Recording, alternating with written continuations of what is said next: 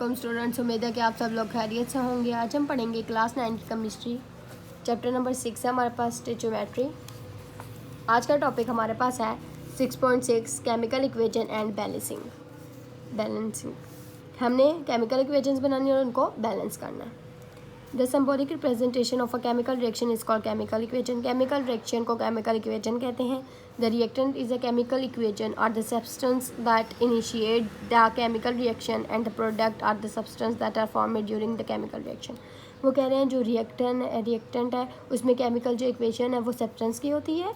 Chemical reaction करते हैं और जब आपस में सब्सटेंस आपस में प्रोडक्ट करते हैं, मल्टीप्लाई होते हैं या आपस में मिलते हैं, कोई चीज़ प्रोडक्ट बनाते हैं तो उसे केमिकल रिएक्शन बनाते हैं। वो केमिकल रिएक्शन के दौरान बनाते हैं, कोई चीज़ बनाते हैं, प्रोडक्ट को बनाया जाता है। Reactant are the always written on the left of the equation and product in the right side. जो रिएक्टेंट है, जो रिएक्ट कर रहा था वो लेफ्ट साइड पे लिखा जाता है और जब प्रोडक्ट बन जाती है वो राइट साइड पे आ जाता है। ठीक है। An arrow between that is use to show direction of the chemical reaction. जो एरो यूज़ होता है वो शो करता है उसकी डायरेक्शन को। For writing a chemical equation, जब हम केमिकल इक्वेशन लिखते हैं, फॉलो द फॉलोइंग रूट्स। हम कुछ फॉलोइंग स्टेप्स हैं हमें फाइंड करने होते हैं। स्टेप 1 हमारे पास identify reactant product that write word equation for the reaction. हमें क्या करना पड़ता है, सबसे पहले रिएक्टेंट और प्रोडक्ट को आइडेंटिफाई करना पड़ता है कि रिएक्टेंट कौन सा है, प्रोडक्ट कौन सा है, और फिर हमें इक्वेशन लिखनी पड़ती है। Represent chemical equation. फर्स्ट हमारा रिएक्टेंट होता है, सेकंड हमारा प्रोडक्ट। ये हमारी लेफ्ट हैंड साइड है और ये राइट हैंड साइड है। ये लेफ्ट, ये राइट, ये रिएक्टेंट, ये product. Left right reactant product, ये आपने याद कर लेना, दिमाग में बैठा लेना आपने। स्टेप 2 है right the symbols and formula of reactant and product. अब हम स्टेप 2 हमारा क्या होना चाहिए कि हमने सिंबल्स लिखनी है, फार्मूला लिखना है रिएक्टेंट और प्रोडक्ट का। Indicate the physical state in parenthesis for the solid. L use S for solid, L for liquid, G for gas and aqua for aqueous solution। Solid liquid जो भी हमारा बीच में यूज़ होता है वो हम इसमें पुट कर देते हैं। ये देखिए बर्निंग ऑफ ऑयल का हमारे पास है। ये हमारे पास रिएक्टेंट है, कोयल plus oxygen is equal to carbon dioxide. कोयल और ऑक्सीजन हमारे पास मिलके कार्बन डाइऑक्साइड बन रहा है। C+O2 है, O2 is equal to CO2। देखिए कैसे ये बैलेंस होगी। C+O2 था तो यहाँ पे C भी आ गया और O2 भी आ गया, तो ये हमारे पास बैलेंस होगी इक्वेशन। ये हमारे पास रिएक्टेंट है, ये हमारे पास प्रोडक्ट है। ये रिएक्ट हो रहा है, ये प्रोडक्ट बना रहा है। ये लेफ्ट हैंड साइड है, ये राइट हैंड साइड है। ये एरो शो कर रहा है कि ये यहाँ से यहाँ जा रहा है। ये हमारे पास बैलेंस इक्वेशन है। ये आपको मैं दूसरी नेक्स्ट वीडियो में बताऊँगी। इसके बाद बैलेंसिंग है, केमिकल इक्वेशन पे आ जाते हैं। अ chemical reaction only change the arrangement of atom. जो केमिकल रिएक्शन है वो सिर्फ अरेंजमेंट ऑफ एटम को आगे पीछे करती है, अरेंज करती है। The number of atoms remain the same. जो नंबर ऑफ एटम होते हैं वो सेम होते हैं, सिर्फ एटम्स को आगे पीछे अरेंज करती है। Count the number of atoms of atom of each type. हमने काउंट करने नंबर ऑफ एटम्स को। ये देखें C+O2, CO2, C एक ही है, O2 दो है, तो C एक ही है, O2 दो है। रिएक्टेंट में 1C आता है, प्रोडक्ट में 1C आता है। ये रिएक्टेंट है, ये प्रोडक्ट है। 2 ऑक्सीजन एटम्स है, 2 ऑक्सीजन एटम्स है, उतना ही है। Note that the numbers of atoms of each type that are the same on the reactant side and the product side. वो कह रहे हैं कि आपने नोट किया होगा तो कि एटम्स जो है वो रिएक्टेंट साइड में और प्रोडक्ट साइड में सेम ही है।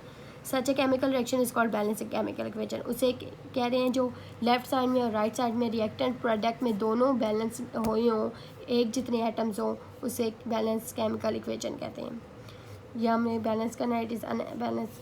How can you balance a chemical reaction, it is unbalance. ये देखिए consider the following reaction CH4+O2। C कितना है 1, 4 कितना है, H कितना है 4, O कितना है 2। यहाँ पे CO2 प्लस H2O आ गया, तो यहाँ पे C हमारे पास 1 नहीं है, O2 हमारे पास 2 है और H हमारे पास 3 है। ठीक है, यहाँ पे हमारे पास देखें ये 2 है, 2, तो हमें इसे पूरा करना है ना। हमारे पास देखिए ज़रा यहाँ पे 3 एटम्स आ रहे हैं, यहाँ पे 2 हाइड्रोजन्स है, यहाँ पे 1 है, यहाँ पे जबकि 4 हाइड्रोजन्स है, 2 ऑक्सीजन है, 1 है। ये तो सेम है, ये भी ऑपोजिट है, ये भी। ये केमिकल इक्वेशन नहीं है, ये बैलेंस नहीं है, ये अनबैलेंस है। C atom are balance but H and O atoms are unbalance. तो ये अनबैलेंस केमिकल इक्वेशन है, बैलेंस नहीं हम इसे कह सकते। Balance 1 element at a time. Balance क्या कह रहे हैं, एट अ टाइम एक एलिमेंट होना चाहिए। To balance the chemical equation use coefficient. हम कोफिशिएंट यूज़ करते हैं। Always start for the lowest coefficient. हमेशा कम से स्टार्ट करते हैं। Reminder that you should not change subscript in the chemical formula. हमने केमिकल फार्मूले को चेंज नहीं करना। ये देखें पुट अ कोफिशिएंट 2, हमने 2 पुट करना है बिफोर H2 और बैलेंस इसमें हमने सबसे छोटे से स्टार्ट करना है। हमने क्या किया, पुट किया 2 कहाँ पे, H2O पे। 2 2 ज़ा 4, 4H2 हो गए, 4 हो गए। उसके बाद 2 ये O था, तो ये 2 जो है ये O के पास भी जा रहा है, तो 2 और 2 4 ये भी हो गए, तो हमने इस वजह से यहाँ पे भी लगाना है 2। 2 मिनट, सबसे पहले हमने यहाँ पे किया, उसके बाद नेक्स्ट स्टेप पे यहाँ करेंगे। नो बैलेंस अब O2 O एटम्स, पहले हमने H एटम्स को बैलेंस किया था, अब O को किया।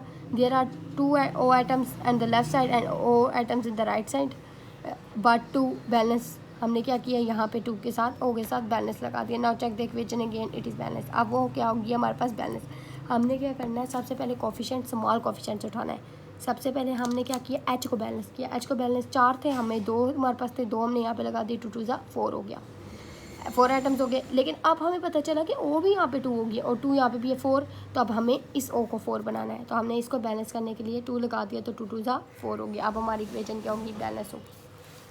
अब एक्सप्लोरिंग भी आ जाते हैं, exploring ionic compound. Ionic compound को कैसे एक्सप्लोर किया जाता है, chemical equation in which substance dissolve in water is written as individual ions is called ionic equation. जो सब्सटेंस NaOH में वाटर में डिसॉल्व हो जाते हैं उसे क्या कहते हैं, ionic equation. HCl plus NaOH, ये देखिए HCl प्लस NaOH, NaCl बन गया। जो हमारे पास मेटल्स थे वो अलग हो गए, नॉन मेटल्स हमारे पास अलग हो गए, मेटल नॉन मेटल अलग हो गए। हमारे पास अल्काहाइड्स, हेलोजेंस, अल्कलाइड्स कहते हैं, हेलोजेंस कहते हैं, वो अलग हो गए, और वाटर हमारे पास अलग हो गया। H और OH हमने मिला के H2O बना दिया। उसके बाद हमारे पास क्या है, ये देखिए H हमारे पास एक है, Cl हमारे पास एक है, उसके बाद प्लस Na प्लस OH और Na प्लस Cl और प्लस H2O। उसके बाद हमारे पास आ जाता है यहाँ पे remove common ions from both sides. These ions do not actually take part in the chemical reaction and are called spectral ions. तो कह रहे हैं वो केमिकल इक्वेशंस वो जो दूसरे उसमें वो नहीं करते, टेक पार्ट कोई हिस्सा नहीं लेते, उसे कहते हैं spectator ions. Right net ionic compound देखिए H plus OH is equal to H2O, HOH is equal to H2O। उसके बाद ये है Mg प्लस H2SO4, MgSO4 अलग हो गया, H2 अलग हो गया। उसके बाद Mg2H plus SO4, Mg plus SO4 plus H2O। उसके बाद Mg प्लस 2H, ये MgH2O, ये अलग हो गया, 2H तरह 2H अलग हो गया। ये हमारी इक्वेशन में आ जाएगा। फिर आज का टॉपिक हमारा इतना ही था, ये हमारा ख़त्म हुआ। अगर आपको इसमें कोई भी कन्फ्यूजन है तो आप मुझे कमेंट सेक्शन पे ज़रूर बताएं। ओके, अल्लाह हाफिज़, गुड बाय, टेक केयर।